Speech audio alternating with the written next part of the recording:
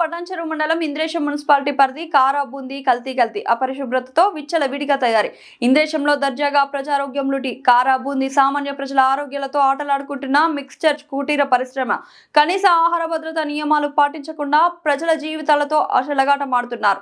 Food inspector కనీస తనిఖీలు లేకపోవడం పలు అనుమానాలకు దారితీస్తుంది. ఇలాంటి తినుబండార కుటీర పరిశ్రమల వల్ల ప్రజారోగ్యం ప్రశ్నార్థకంలో పడే అవకాశం ఉంది.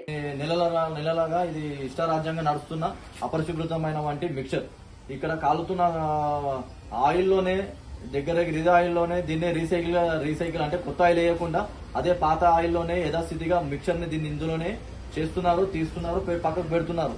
ఇదే దీన్ని కొన్ని సంబంధించిన కొన్ని షాపులో కానీ ఇటువంటి మిక్చర్ ని రెడీ చేసి దాన్ని యథాక్షగా అమ్ముకుంటున్నారు.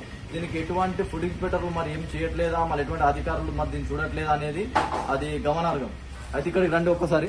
ఇక్కడ మిక్చర్ ఇదే విధంగా ఇక్కడ చూడండి, ఎటువంటి శుభ్రంగా నాణ్యత లేకుండా శుభ్రత లేకుండా పడేయడం. అది కాకుండా ఇక్కడ చూడండి ఒక్కసారి ఈ పెట్టిన మిక్చర్ కానీ ఇక్కడ ఒకసారి చూడండి, ఎటువంటి నీట్నెస్ లేకుండా ఎటువంటి శుభ్రత లేకుండా అదే విధంగా మిక్చర్ మొత్తం ఇక్కడ మట్టి ఎక్కడైతే బండ ఉందో దాని కింద పడేశారో ఎటువంటి ఒక మ్యాట్ లేకుండా పైన కవర్ లేకుండా అదే విధంగా చేస్తారు దీన్ని.